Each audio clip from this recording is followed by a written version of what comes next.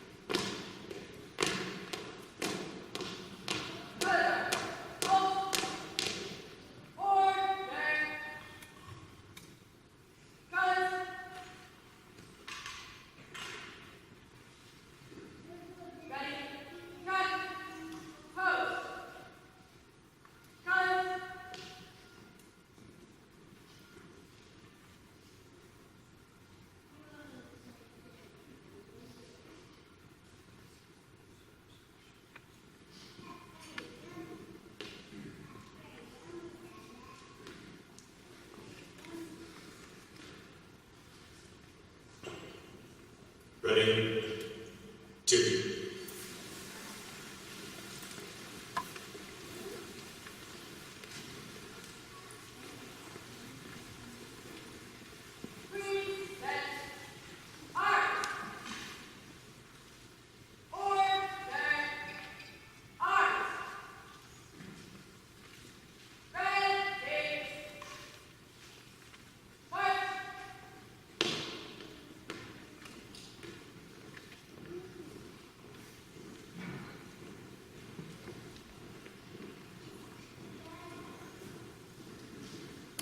Ladies and gentlemen, please join me in the Pledge of Allegiance. Persons in uniform should remain silent, face the flag, and render military salute. Pledge allegiance to the flag of the United States of America and to the republic for which it stands, one nation, under God, indivisible, with liberty and justice for all. Ready, two. Chaplain William Stewart, Coast Guard District 13 Chaplain, will now deliver the invocation.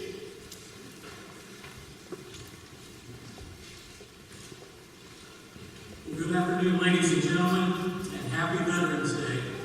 Will you pray with me, please? Our great Lord and God, we gather here today in your divine presence, acknowledging you as our Creator and our Sustainer, knowing that you are the reason life is good, even more so that life is great. We ask that you help prepare our hearts as we take pause to reflect on the tremendous service and sacrifice made by our many veterans, both past and present, and continue to make for this wonderful nation in which we are so blessed to live. We ask that you instill in our hearts and minds the very stark realization of just how much our incredible freedom has cost so many individuals and families, and we should never, ever take it for granted. So, Lord, as we continue this ceremony here today with solemn and proud hearts, shining smiles, beautiful voices, and wise words to contemplate, we ask for your presence and to bless this great day. It is in your most holy name that we pray these things. Amen. Yes, please be seated.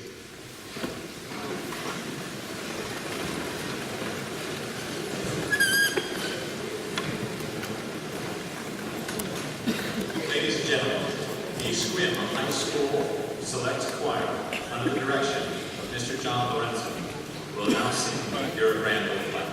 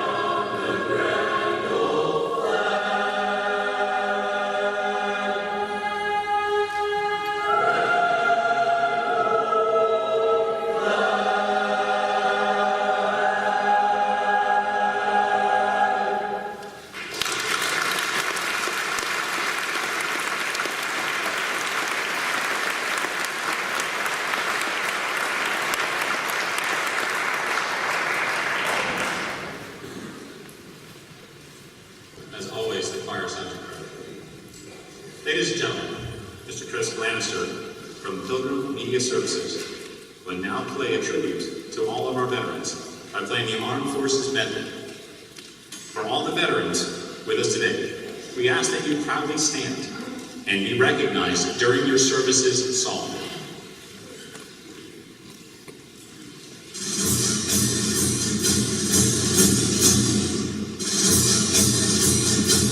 The United States Army.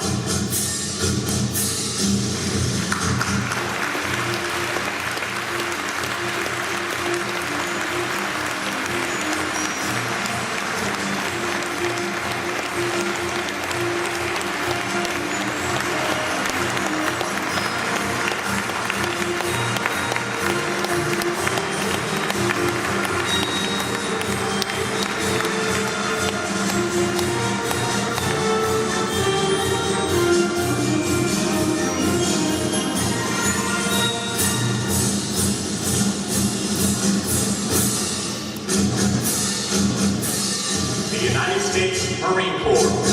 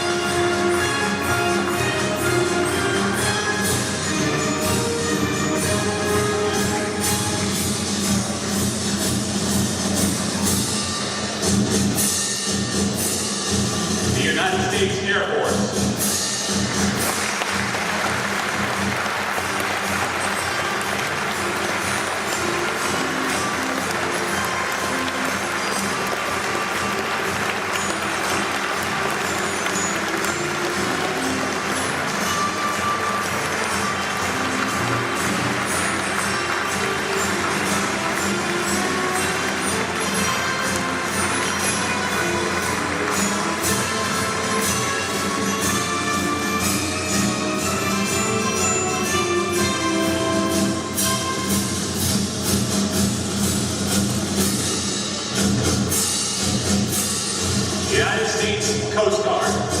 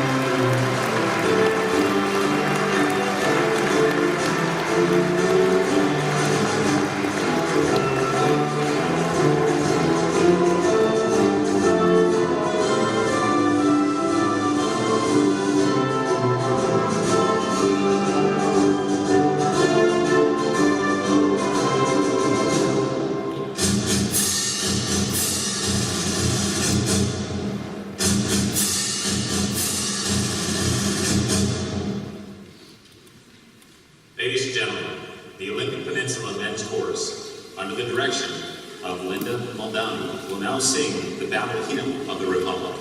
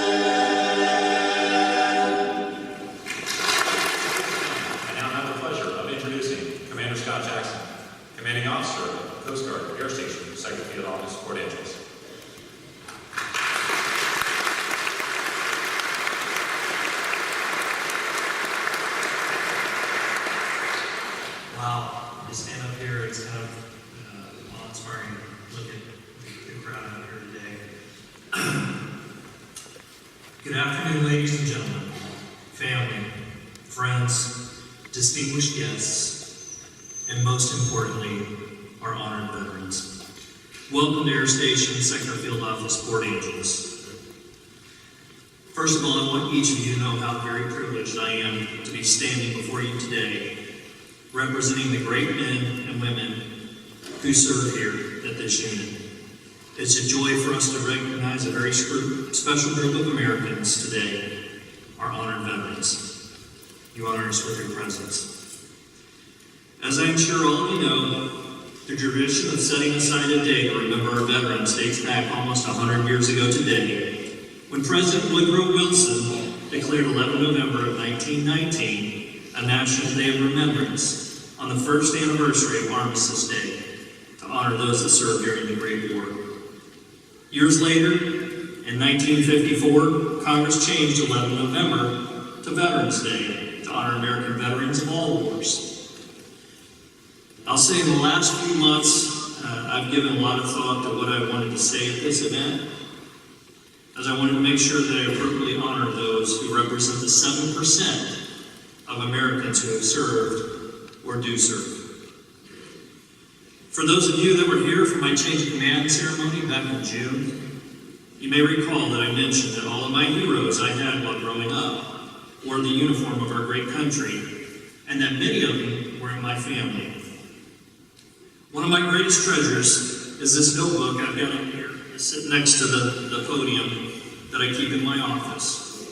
It's a compilation of letters, readings, and notes from American service members. Some readings and quotes in this notebook are from authors familiar to all. Some are combat diaries from my grandpa and my dad. And others are the last words uttered by brave Americans as they lay dying on the field of battle. This book reinforces my values and beliefs, and it reminds me of the price that's been paid for my freedom.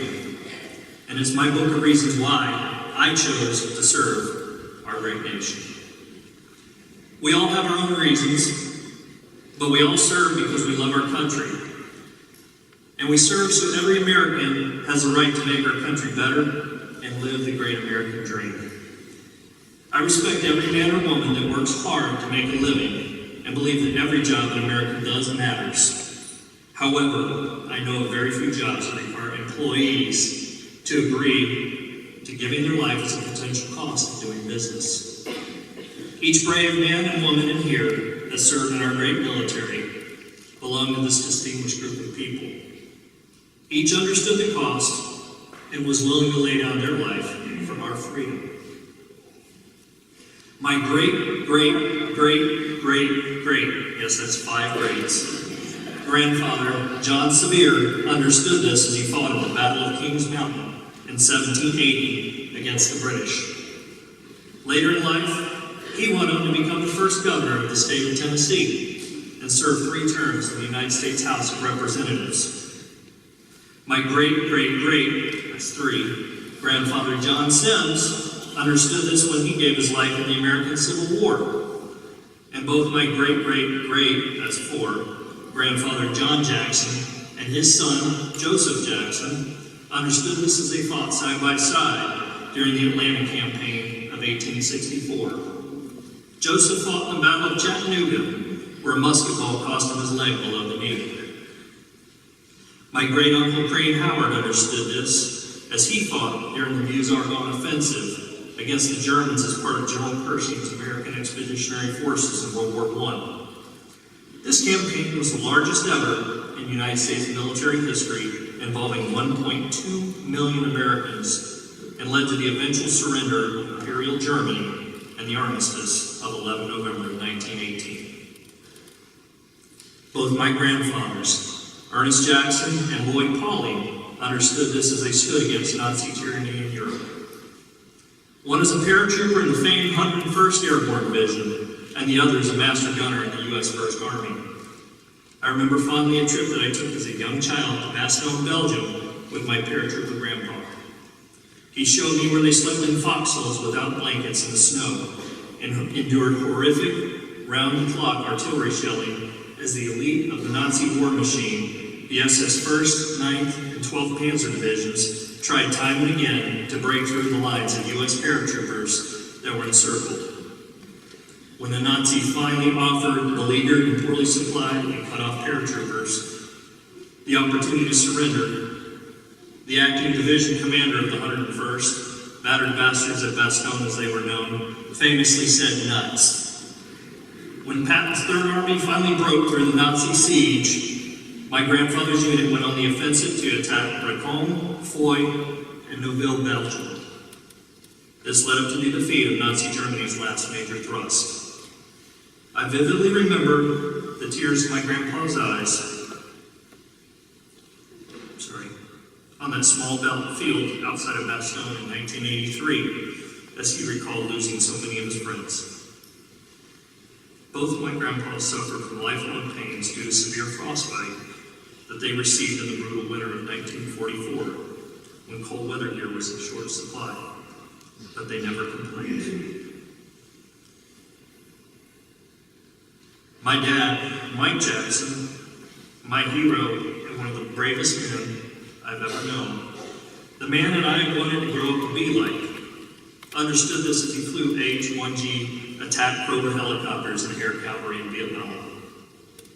He survived being shot down 3 times and crashing, and then returned home for serve a full career as an Army officer. My dad told me the story behind one of his combat awards, where he landed his Cobra helicopter to rescue 2 men from an OH-58 scout helicopter that was shot down while finding targets for his gunship. Both scout pilots were gut shot, but somehow landed their crippled aircraft in a rice paddy before they lost consciousness. My dad landed, jumped out of the front seat of his helicopter, ran through 200 yards of rice paddies under a constant stream of machine gun fire coming from the same folks that shot the scout helicopter down.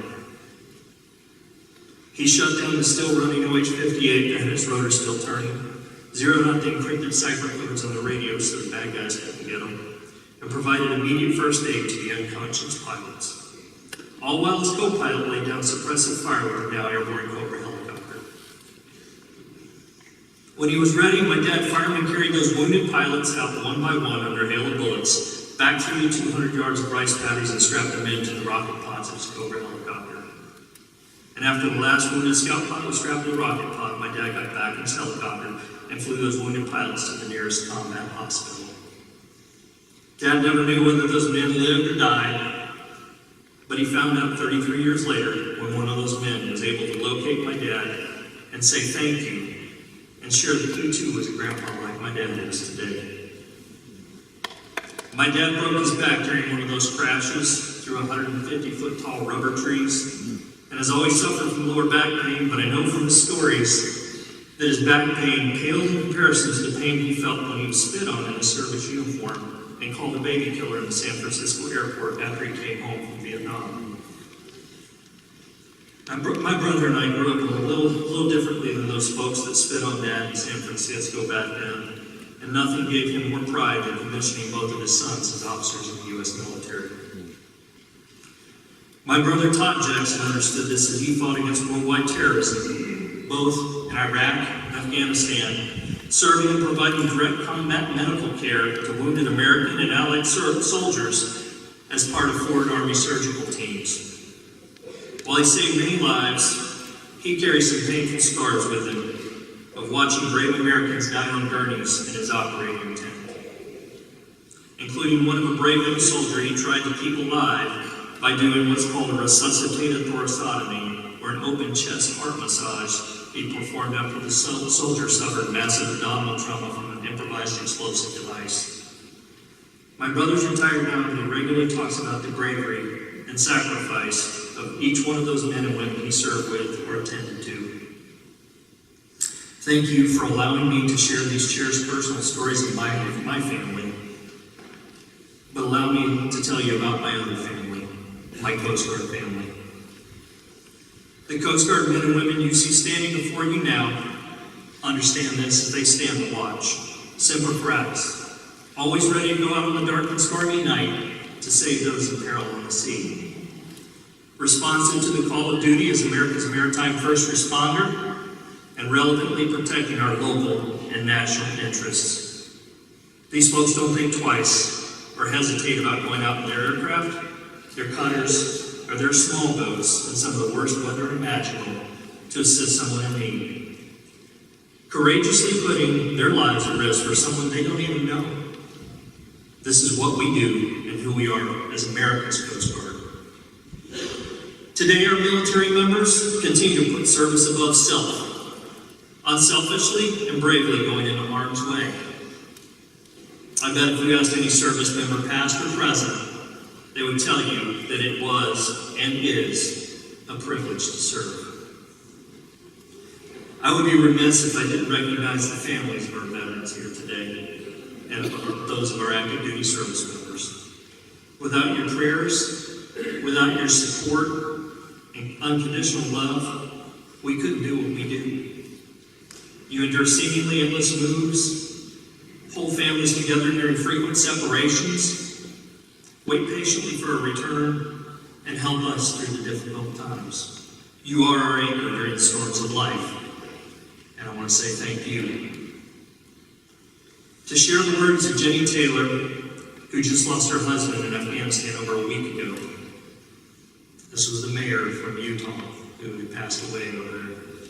She said, "It's a timeless and cherished honor to serve in our country's armed services. It was my husband's, and it was mine as I proudly stood by his side. And it has been and will continue to be the great honor of our children for the rest of their lives. And I pray for many generations to come." As I said, my heroes, past and present, have always worn our country's uniform. To our honored veterans and their families here today, words will never, ever be able to express my heartfelt thankfulness for what you have given to me, you've given to my family, and you've given our incredible nation. You are my heroes. Like my treasured book up here next to the podium, I challenge each of you to think about your own proverbial book of reasons why you decided to serve our great country, and why you are willing to offer your last full measure of devotion. Share those reasons why, and share your amazing service stories with others around you. Who knows? Your legacy may just inspire the next generation of veterans who will keep our country free. Thank you for the opportunity to be with you here today. I will forever be grateful that I was blessed to be born American and to have had the privilege to serve our great country. I'll leave you with my favorite Bible verse, John 15:13, which says, "Greater love hath no man than this, that a man lay down his life for his friends." Thank you for your love of country. Thank you for being my heroes. And thank you for your selfless service to your fellow Americans. Freedom is a priceless possession, and your service has paid the price for our liberty. May God richly bless you, our beloved veterans, and your families. And may God bless the United States of America.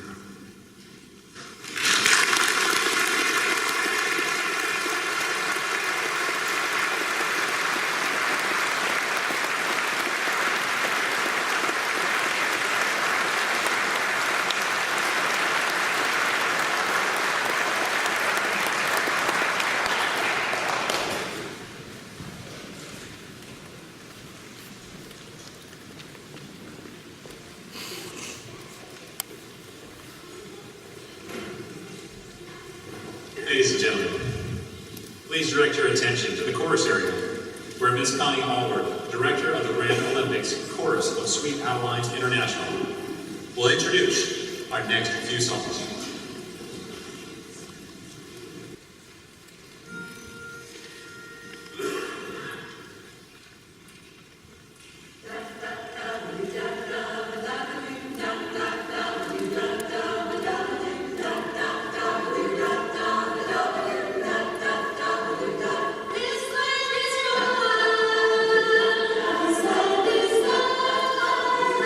From California to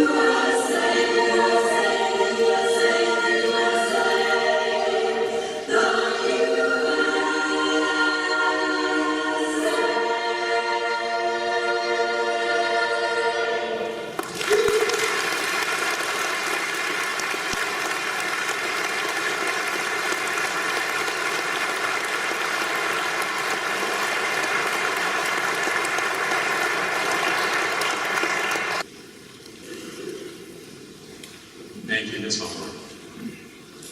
Ladies and gentlemen, I would now like to introduce the President of the Clallam County Veterans Association, Mr. Gary Gibbon.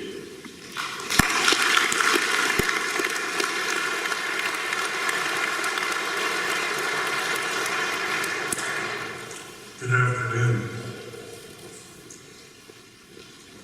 Admiral James D. Kelly is a 1973 graduate of the United States Naval Academy.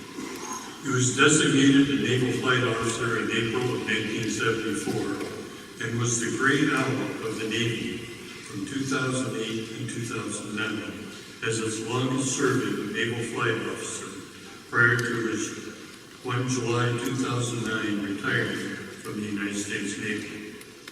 Following Navy active duty, he became the Dean of both the College of Operational and Strategic Leadership and the College of Marine Operational Warfare at the United States Naval War College from June 2011 to August 2017. He recently retired from U.S. government service and resides in Fort Ludlow, Washington, with his wife, Commander Amy Alward, United States Navy, retired. He had many assignments, both at sea and shore. His final Navy assignment was as Commander of the United States Naval Force in Japan from September 05 to April 2009. Admiral Kelly was tasked with enabling the United States Navy's 7th Fleet operations throughout the Indonesia, Asia, and Pacific area of responsibility through 6 naval bases and attached facilities under his command. With key United States Navy-Japan alliance priorities, including the management of the first forward deployment of the United States Navy nuclear-powered warship outside of the United States. He was the longest-serving commander of the United States Naval Forces Japan in the history of the command since 1946. He was recognized by the government of Japan and awarded the Emperor's Order of the Rising Sun, Gold and Platinum Stars for his service to the Alliance. As an aviator, he flew more than 4,000 flight hours, primarily with the A-6, including 60 combat missions during Operation Desert Storm and Southern Watch. He's an honorary Master Chief Petty Officer, an honorary CP, and a distinguished Eagle Scout. Ladies and gentlemen, please help me welcome our guest speaker today, Admiral James Kelly, United States Navy, retired.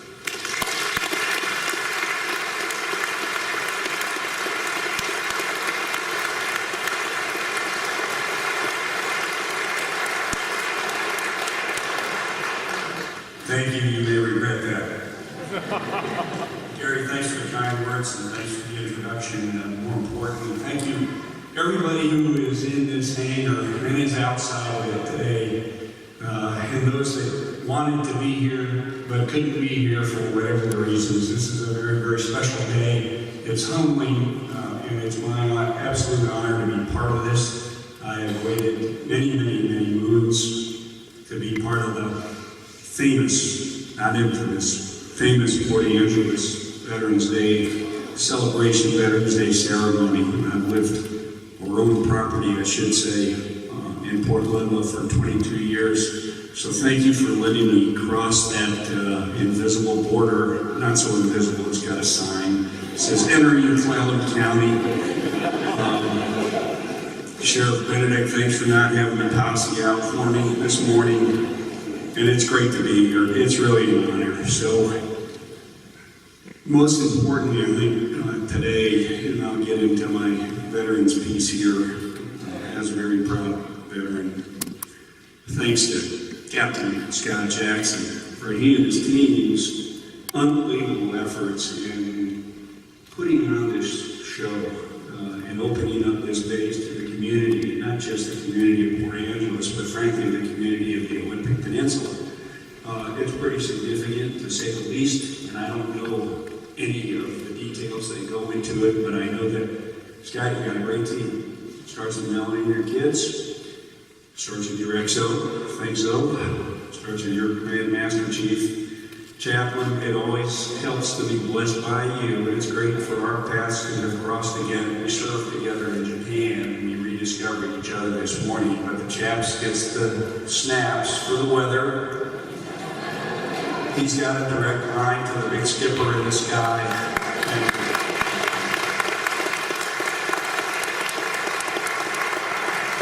So thanks everybody for being here, and a little bit of quick shout outs as well. Commissioner Bill Peach is here, and James Ozias from the town. Already mentioned Chaplain Stewart, Chief of Staff from the Coast Guard area, Brendan McPherson. Now, what do you call a guy in the Coast Guard wearing 4 stripes? You call him captain or her captain. Brendan's got the honor and the pleasure and the joy and soon to be the responsibility that goes with it of being on a star of a flag officer in the United States Coast Guard, and that's a pretty darn significant thing. So congratulations, guys.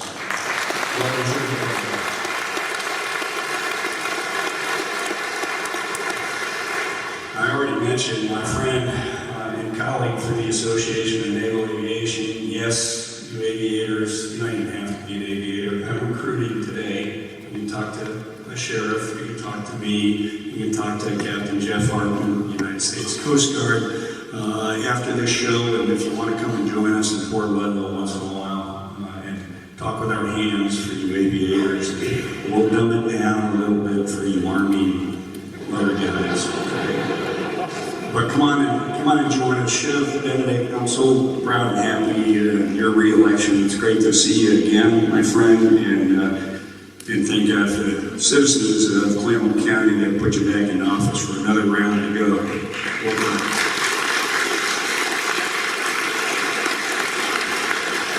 Now, I also want to thank up front, the music today has been incredible. So, start off with the kids. This whole thing, the Veterans Day, and the things that we do on a day like today, and Memorial Day gets into it as well, but today in particular, because it's about people currently serving, people that are still around who have served, and people who are no longer with us who served. And we are part of each other's legacy. We're all part of a great big family. And I thank you for letting me be part of that family. But the family starts not only with the adults, but it starts with the kids that the adults have, because they grow up to be the admirals and the generals and the master chiefs and the flyers and the ship drivers and the submarine operators and the technicians and the mechanics that run our armed forces. So to the high school choir kids, thank you for leading off the show. The color guard, wherever you disappeared to, in the back, no, let's see, yeah, they get away from us there, so. Color guard's great, it starts with the kids, and then it gets to the senior choirs. Thank you, everybody. See, okay, mature choirs. How about that? Okay. Adult choirs? I won't go where I was going to go. Anyway, got it, Kelly. Okay. Thank you all. Great music, great tunes. Keep doing what you're doing. And kids, when you graduate from high school, think about going into the United States Navy.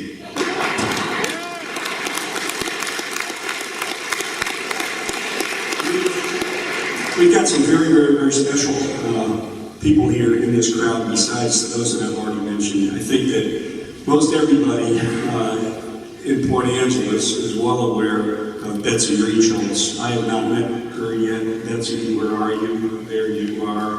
Thank you, ma'am, for everything that you do. She's our Gold Star mother in the crowd. God bless you.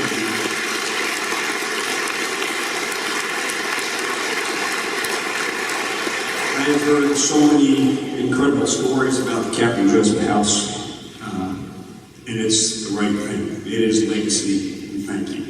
Thank you for taking care of it. Also got 4 unbelievable World War II veterans. My dad was one, is one, spirit only now, but they are sitting up in the front here. Roy Ellison, Harold Hennessy, Ted Herman, and Jerry Roberg. You guys are part of the next generation. We all acknowledge that. We're proud that you joined us today.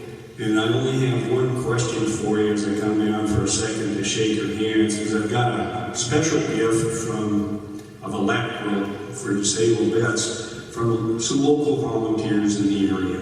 And I need to know of the four of you, who is the senior man?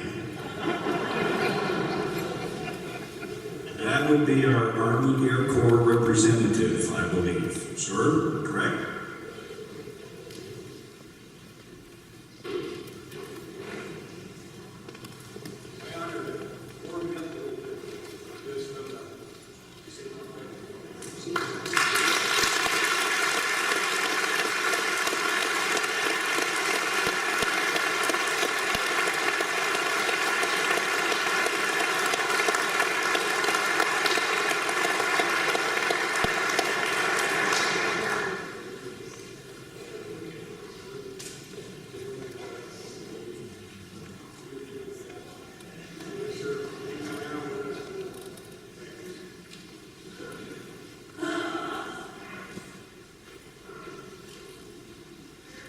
Yes, ma'am.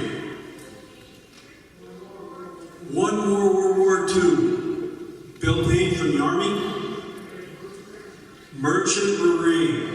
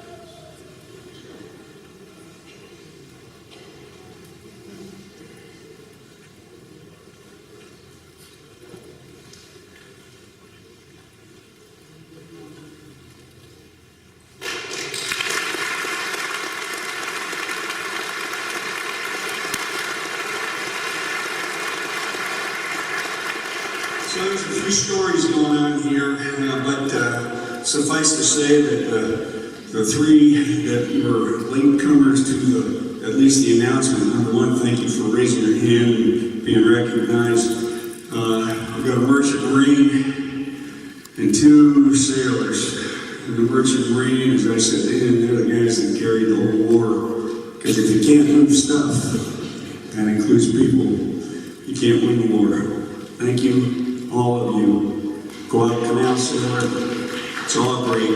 And the senior man present afloat, I'll give Roy Ellison credit for that. So Roy, thank you, God bless y'all.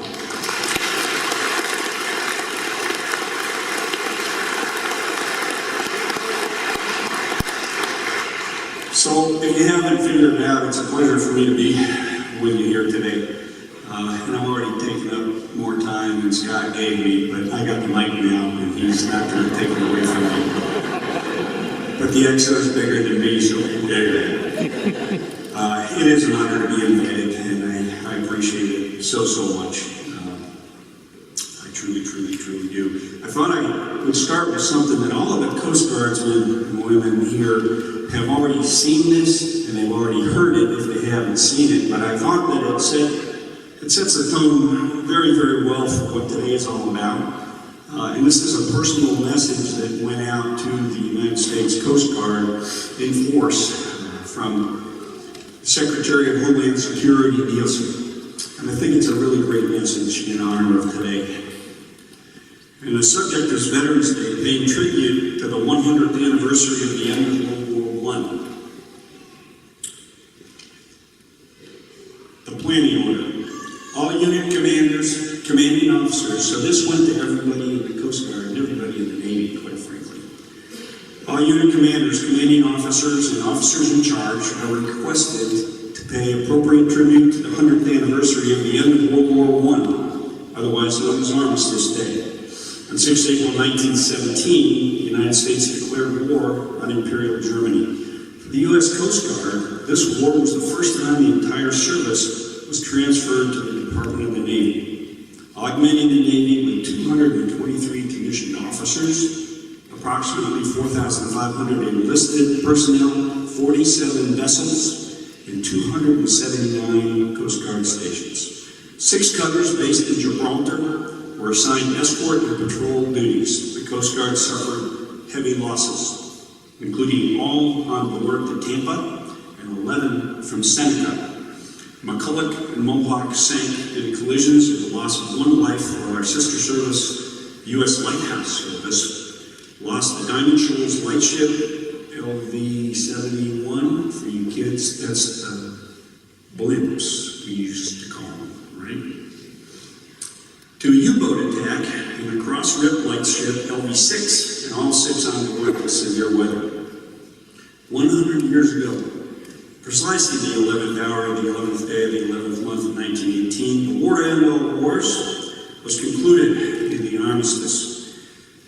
As we've already heard, in '54, President Dwight Eisenhower changed the name of the commemoration to Veterans Day as a way to commemorate all of those who have served our nation in uniform throughout our history. To mark this anniversary, the United States World War I Centennial Commission is calling on Americans across the nation to toll bells at 11 o'clock on the 11th of November in remembrance of those who served in World War I. I'm sure that happened around here. The tolling of bells is a traditional expression of honor and remembrance, and the Bells of Peace is a national event that honored the 116,516 Americans who died and over 200,000 who were wounded in that great war. Within the past 100 years, we've seen the 2 deadliest wars in the history of the human race. Lethality made possible through components of globalization and the firepower of the industrial age. An estimated 30 million lives were lost in World War I. 30 million lives. Followed by a baseline estimate, because we'll never really know, of 60 million in World War II. Together with our brethren in the Department of Defense, we must never forget the unprecedented lethality of modern warfare and the highest of prices that those before us in the long blue line have paid for peace. Coast Guards, men and women, have served to defend our nation since 1790. We will continue to do so with pride and distinction, even unto the last full measure of devotion.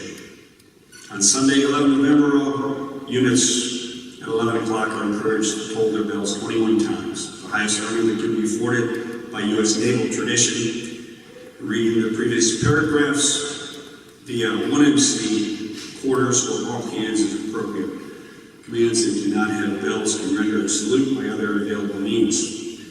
The World War I Commission is encouraging all services and civilian partners to use a website for military tributes throughout November.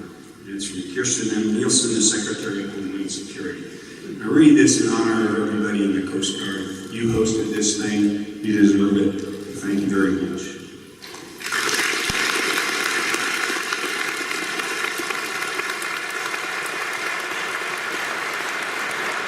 Okay, so 3 points up front. Veterans and active duty people and reserves and auxiliary force folks. We're respected. We're respected. That means something. Military and veterans alike. That includes firefighters and the police, first responders to many tragic events. Number 2, the whole idea of service.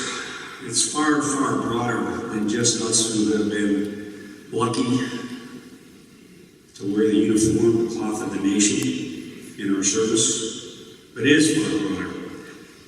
There's a lot of other folks that are doing service to the nation besides those in the Department of Defense and the police and the firefighters that I've already mentioned. There's many other ways to serve that are really, really important to this nation. Peace Corps comes to mind. I have a niece that finished a couple years in Namibia a few years ago. They bring goodness throughout the globe. Teachers. I know we've got a bunch of teachers in this crowd. They're raising these great kids that are singing for us earlier today. Isn't that service to country? What about other public service people that are on the Clallam County government, the local government of Port Angeles, the Squid government, even the folks that are on that other side of the divide over in Port Townsend that I hang out with. Politics may be a little different, but they're serving just as hard as people are over here, and it's important. 3, we've had an all-volunteer armed forces since 1972. Now, just judging by the amount of silver fox hair in the crowd here, there's a bunch of us that were around to watch that transition, and we're part of that transition to go from a draft force to an all-volunteer force. And what a magnificent force we've got today. That's part of why we are respected. And you should all be proud of that, because we are all part of that. It goes with our legacy. We are doing a great job around the globe. And it's because of families, extended families, like are here in Port Angeles today. So for 250 years, roughly, we've had these armed forces. 243 years for squids, baby guys like me. 228 for the coasties. But others, and it's not just those 5 services. Obviously, the Merchant Marines, we could never, ever, ever have won World War II without the Merchant Marines. It goes to non-military intelligence people, the U.S. government people that are above and undercover globally. The real sacrificers in this whole thing, because everybody in service, even in the big fights where we've lost hundreds of thousands of people, those who have raised the right hand and sworn an oath of the Constitution, the leaders that direct how we interpret that Constitution, the families, we all knew what we were getting into it, but the families, they're the real sacrificers. So, the spouses, the moms, the dads, the husbands, the fathers, the sons, the daughters, the grandfathers, the grandmothers, and all the great-great-greats in the Jackson family. They're all part of that piece, and they're all the real sacrificers. And veterans and active duty people, if we're doing our job the right way, yes, we're all voting, but no, we are apolitical. We are apolitical because people trust us to walk and serve the nation, and to walk both sides of whatever the fence is in our political environment. It's called taking care of the country and taking care of the Constitution as the most important things that we do and that we have done. We vets took that oath. We took it in support of the Constitution that drives our country. And we put ourselves in a position where we are serving others. Honor, service, and team, and the ability to work on a team are the things that are required to be in the service. Today we celebrate and we honor all those people that have done that for not just the past 100 years, yes it is 100 years to the day that World War I ended, but we're going back to the start of our country and the things that the 5 times great-grandfather, for example, Jackson, was involved with. And I'm sure that there's other people here who have relatives in the lineage that go back to the Revolutionary War days. We celebrate and honor each other. We celebrate and honor those that have gone before us. It doesn't matter what the weather is. Thank you again, chaps, for making it nice for us today. We would have done this at any rate if it was a typhoon or a hurricane out here. You think about 100 years since World War I, I gave you this stat that was in the Secretary's message about 60 million losses in World War II. So just think about it.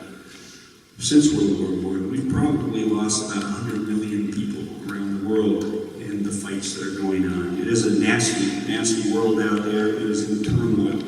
There's conflicts everywhere, but particularly in Southeast Asia, in the Middle East, Syria, Iraq, Afghanistan, Yemen, Turkey now coming out on the map. South America, a few places are threatening to explode. And the world's a mess. Politics, alliances, who we are is sometimes questioned by our fellow citizens, but it's not questioned by us, the veterans and the active duty. I can guarantee you that. But I will say that everybody's pretty stressed. And the elections recently, just last week, they still show that that stress exists. So what do we think about? What should we be thinking about on this Veterans Day? And about who we are.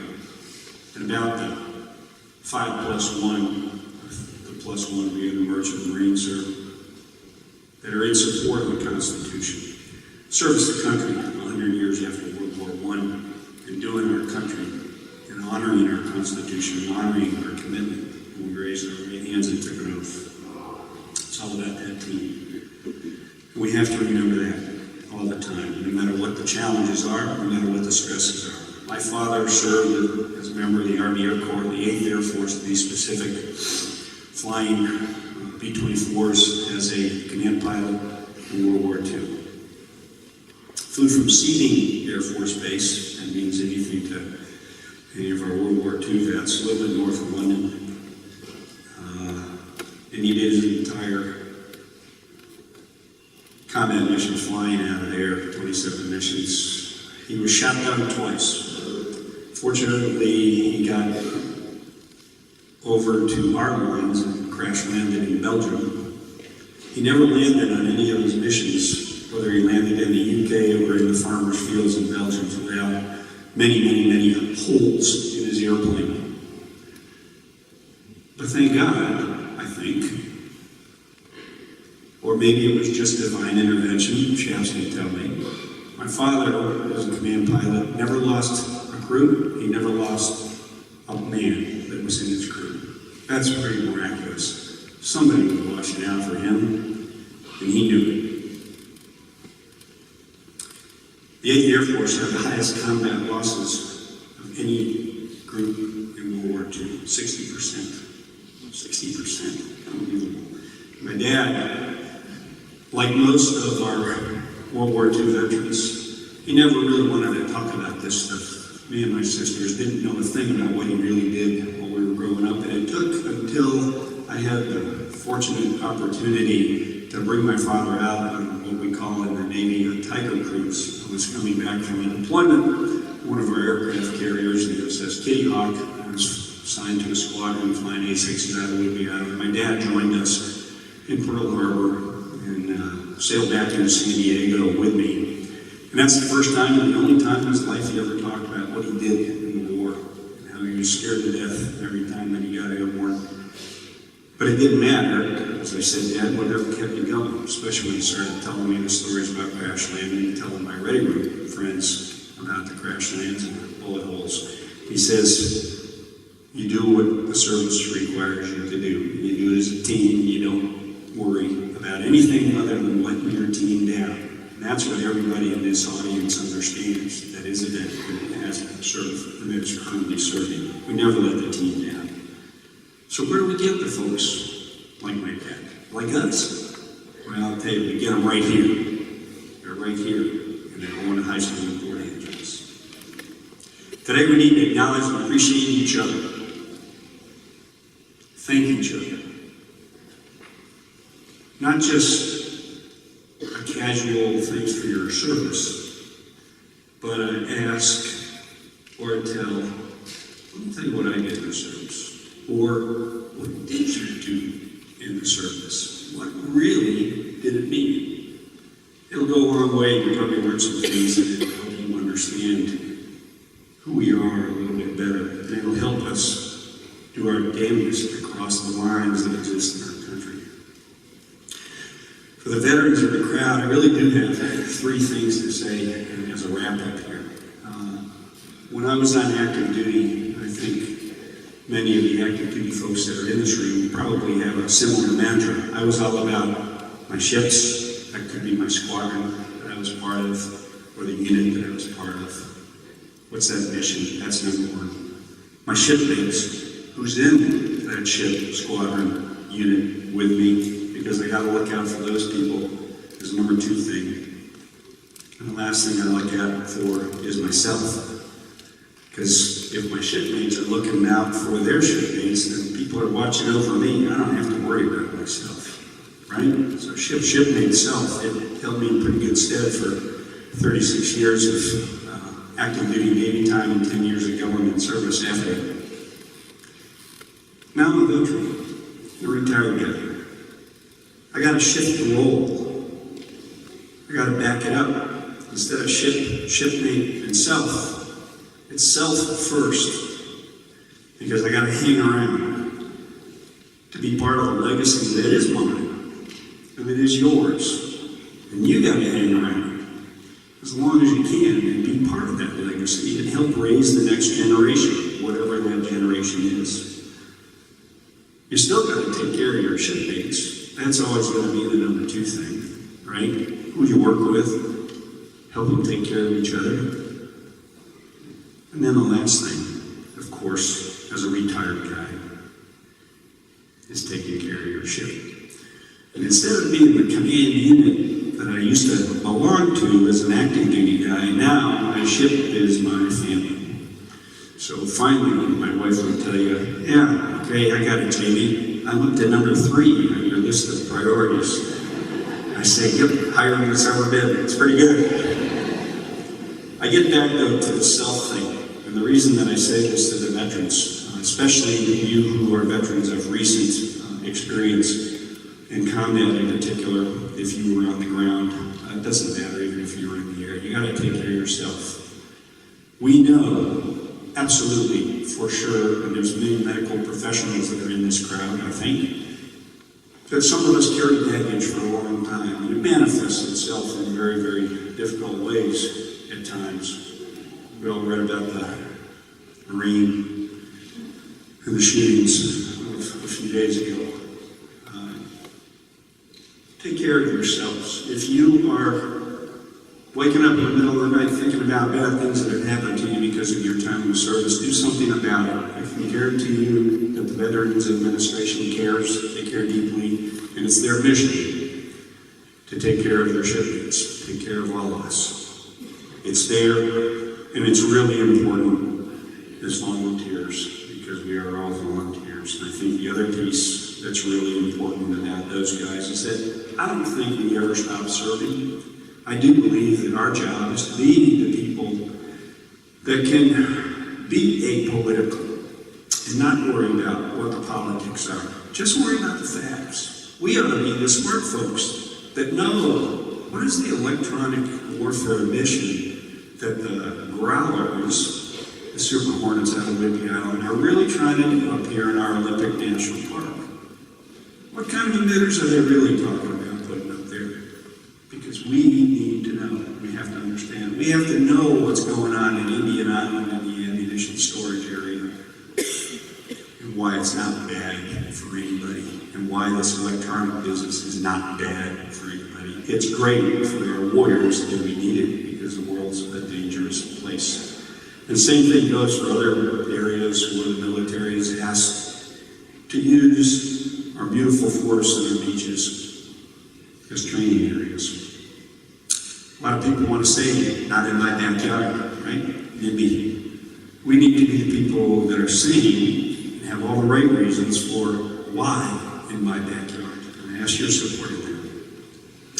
So finally, having gone well over my time, Scott, sorry. Would everybody who has served in the 6 services and is serving now, please stand if you can. And if you can't, you want to sit, that's great, just raise your hand. Active duty, auxiliary, reserves, Army, Air Force, Navy, Marine Corps, Coast Guard, Merchant Marines. be recognized.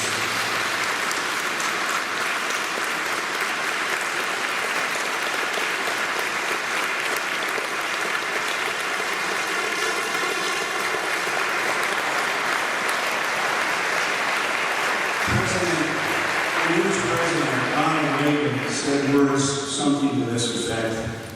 It's close enough. He said, many people in our country wonder if they made a difference in their lives. Veterans don't have to wonder about that. Thank you all for your service. Thank you for listening today. Thank you for letting me be part of your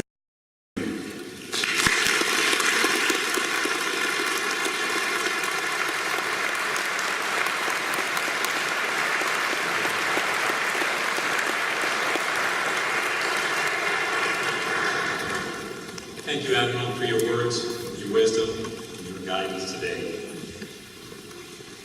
Ladies and gentlemen, as been indicated, 100 years ago, an armistice was signed, ending World War I.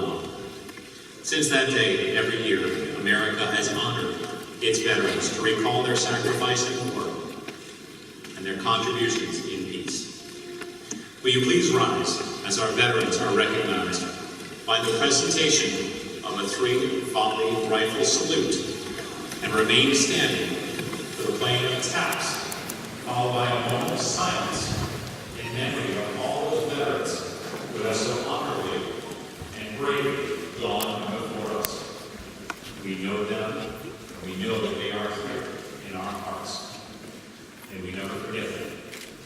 Those with small children should prepare them for the loud explosion that will come when the rifle call.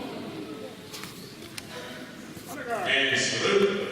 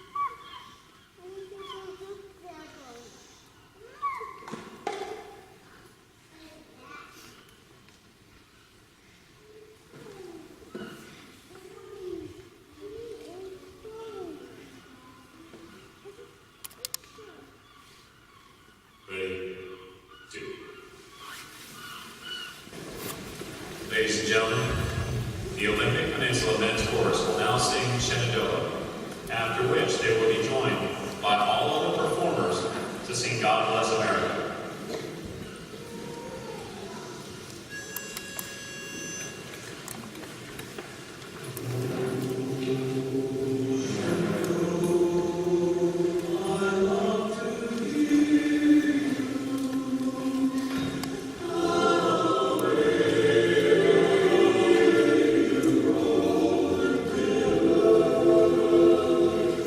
Oh, Shenandoah,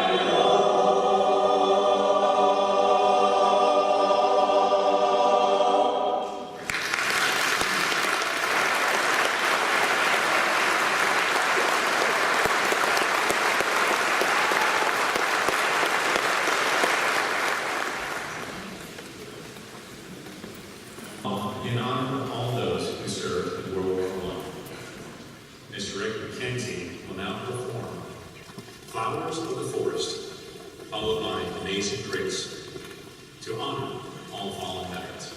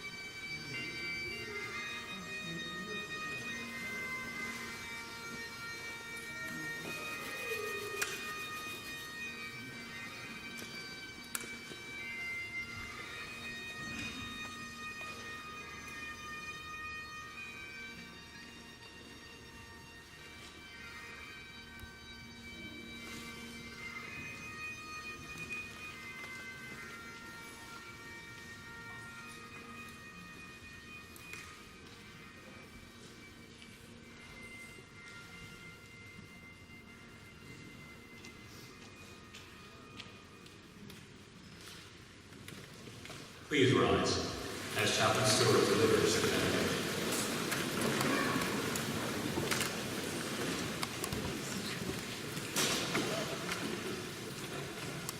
You folks are incredible. You're the reason I love America so much. Let us pray once more. Our great and eternal Father, God, as we prepare to conclude this ceremony here today, we ask that you help us take our tremendous spirit of patriotism, love for our Constitution and liberty this great country was founded on, and let it show through our lives. Whether in uniform or not, help us all be great citizens of this incredible nation, so others can see through us that serving others by caring, by giving, by sacrificing for things that are for the good of all mankind, it is then that we truly receive the greatest blessings of life. Let that goodness shine so bright in each of us that the darkness of hate and division can find no place to seek refuge in these hallowed grounds our veterans gave so much to protect. Watch over our great nation. Bless our president as our commander-in-chief and other leaders with wisdom and a renewed spirit of cooperation, so our country will flourish with honorable and kind hearts. It is in your most holy name, as our Lord God, that we ask all of these things. Amen. Ladies and gentlemen, this concludes today's ceremony. Please join me